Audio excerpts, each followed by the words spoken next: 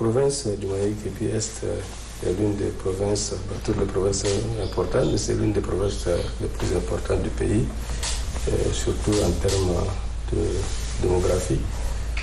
Elle a une superficie de 17 154 km², mais une population qui avoisine les 1,2 million. Donc une population majoritairement jeune. La province est constituée donc de 4 départements et de 19 sous-préfectures. On a donc 2 conseils municipaux élus. Donc, il s'agit de la commune de Bongor et la commune de Fianga. Le Mali-Kébi Est, ses principaux atouts sont l'agriculture et l'élevage. La zone de Maye-Bonnet avec une grande partie des plaines. Donc quand vous savez, quand c'est les plaines, il y a cette possibilité donc de faire de l'agriculture, mais aussi d'énormes potentialités en matière de maraîchage si on arrive à mettre en place des dispositifs intégrés, donc ce que les techniciens appellent la maîtrise parfaite, c'est-à-dire la disponibilité de l'eau. Les plaines, quand il y a de l'eau, on peut exploiter à tout moment. Et ça, je crois qu'il y a un atout majeur. Et ça, le Mali-Kébi Est, heureusement, a de grandes potentialités. Mais aussi, on a des terres qui se prêtent à toutes les autres cultures. Déjà dans la zone de la Kabia, on cultive énormément du coton. Il y a une usine de grainage qui est déjà là. Et aussi, je crois que maintenant on ne le fait plus. Mais là, il a été établi que là où on peut cultiver le tabac, on peut faire le sésame, on peut faire en tout cas toutes les autres cultures oléagineuses. Donc, disons sur le plan agricole, le Mali-Kébi Est a de très grandes potentialités. Et d'ailleurs, c'est le secteur qui occupe le plus grand nombre de la population. Mais vous savez aussi que c'est une zone d'élevage par excellence. Ailleurs, vous avez les éleveurs, c'est des transhumants, c'est des gens qui viennent en tout cas des autres contrées, des autres provinces.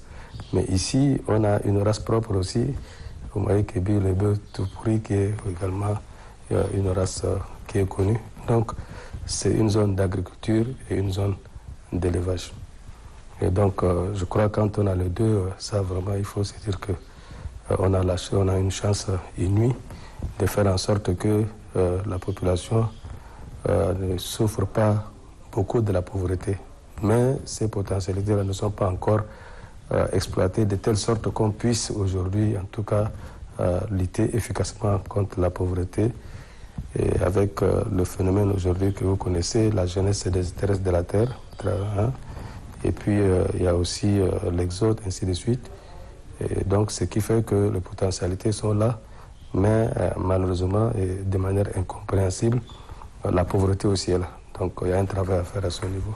Le Mali-Kébi Est est une province qui est très généreuse, qui accueille tout le monde, c'est vrai, toutes les composantes, en tout cas, du Tchad, y vivent.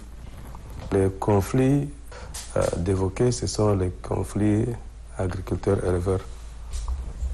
Il faut aujourd'hui reconnaître que ce n'est pas lié à la présence tout simplement de telle ou telle communauté où en réalité c'est le problème du changement climatique et puis l'évolution démographique qui fait qu'on a toujours besoin davantage d'espace pour faire de l'agriculture. On a également un potentiel énorme en matière d'élevage. Donc on a des éleveurs qui ont de grands nombres de troupeaux. Donc il y a une concurrence en ce qui concerne l'exploitation des ressources. Et ça, aujourd'hui, c'est un conflit, je dirais, mondial, à telle enseigne que l'ONU a dû, en tout cas, insérer ça comme étant une menace à la paix. Donc moi, je me rappelle, il n'y a pas longtemps, il y a quelques années, trois années, on a tenu une conférence à N'Djamena sur le pastoralisme. Parce que les mêmes problèmes sont rencontrés au Cameroun, au Nigeria, au Bénin, partout en Afrique, ce sont les mêmes problèmes. Bon, en Afrique de l'Ouest, il y a des mécanismes intégrés de gestion et d'une législation, disons, communautaire qui est sur place, mais en Afrique centrale, on n'a pas ces dispositifs-là. Donc, je dis ça pourquoi? C'est pour que les gens enlèvent de leur tête que le fait que les gens cessent de croire que le conflit agriculteur-éleveur, là, c'est uniquement au Tchad et c'est entre telle ou telle communauté. Ce n'est pas ça du tout. Ah, c'est un conflit, en réalité, qui existe partout et les raisons, ce sont celles que je viens d'évoquer là. Et donc, ici, on a un comité qui est mis en place, qui mène une sensibilisation très active pour essayer de faire en sorte que la communauté d'éleveurs et la communauté d'agriculteurs puissent cohabiter pacifiquement. Bientôt, ça fera 1 an. On n'a pas eu à gérer un seul conflit agriculteur-éleveur. On n'a pas eu à faire face à un seul conflit intercommunautaire. Les faits divers, ça existe. Ça, c'est inhérent à la vie. Mais des grands conflits qui nous mobilisent et qui nous indisposent, non, je crois que jusqu'à preuve du contraire, il n'y a pas grand-chose. On ne se cache pas aussi le problème qui souvent nous mobilise, c'est plutôt le problème de vol. Là où je crois qu'il y a un travail à faire, c'est de sensibiliser la jeunesse pour qu'elle ne s'adonne pas à la consommation de l'alcool frelaté et autres, parce que ce sont en réalité la drogue. Ça, c'est au-delà même de la nourriture et autres. Ces addictions-là sont exigeantes et font que les jeunes, pour se procurer donc, ces produits-là, ils sont obligés donc, de s'adonner au vol. Et parfois, ça peut effectivement dégénérer. C'est déjà une province naturellement, comme je l'ai dit, accueillante. Les gens vivent pacifiquement, chacun en tout cas va à ses occupations. Mais on fait le travail qui est celui de l'administration, qui consiste à maintenir l'ordre et la sécurité. Je crois que ça, c'est quand même une mission régalienne de l'État. Mais en même temps, sensibiliser la population pour renforcer donc la cohabitation pacifique. Et je pense que il y a des domaines où les défis sont grands.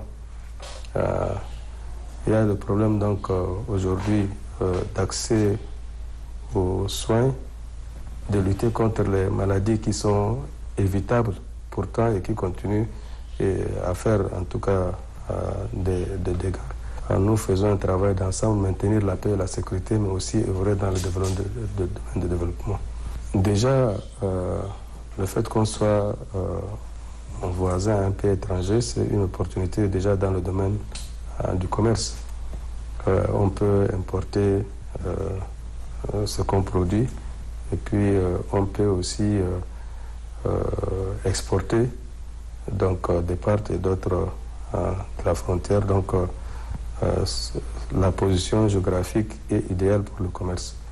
L'exportation de bétail sur pied, là je crois que avec le Cameroun, le trafic il est intense.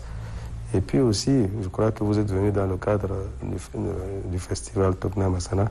Ce sont les mêmes populations de part et d'autres. Je crois que dans la tête de quelques-uns, ils ne sont même pas conscients que c'est même des États.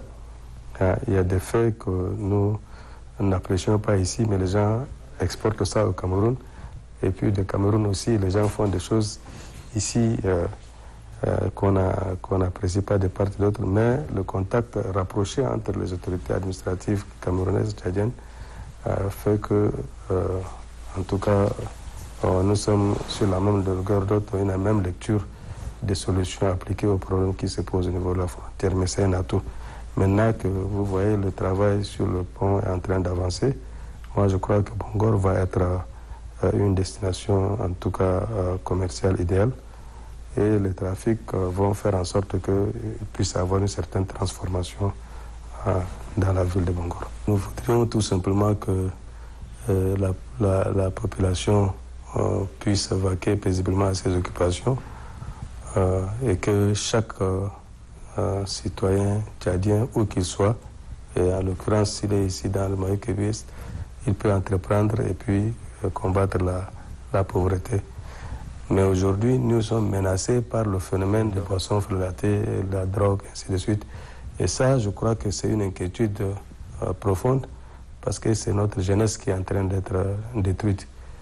Et malheureusement, elle n'a pas encore conscience et les actions que nous menons pour mettre à l'abri cette jeunesse-là, malheureusement, elle n'a pas encore appréhendé les raisons pour lesquelles nous sommes en train de faire. C'est pourquoi il convient donc de continuer à mener la sensibilisation. La première arme, c'est d'abord la sensibilisation. Et cela impacte la santé de ceux qui s'adonnent à ces pratiques-là. Donc nous avons un devoir de faire en sorte que nous puissions vraiment protéger nos populations. Dans le système de concentré qui est le nôtre, qui est en vigueur au Tchad, c'est la mise en œuvre donc, du programme du gouvernement à l'échelon de la province. Mais les priorités, si vous me posez la question en ces termes-là aujourd'hui, j'ai conscience que certainement sur le plan sanitaire, le Maï-Kébi Est serait en train de tirer le Tchad vers le bas. Disons, les indicateurs ne sont pas bons. Il y a un fort taux de mortalité maternelle infantile. Le problème des violences basées sur le genre, ça encore court. Aujourd'hui, la femme dans le Maï-Kébi Est, il ne faut pas se voir la face, elle est considérée comme un bien.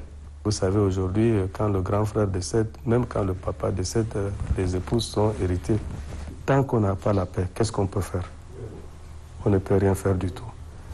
Donc la paix, elle est importante et on doit, comme on a l'habitude de le dire, la paix c'est aussi un comportement. On ne va pas rester à dire la paix, et puis on fait des choses qui sont de nature à compromettre la paix.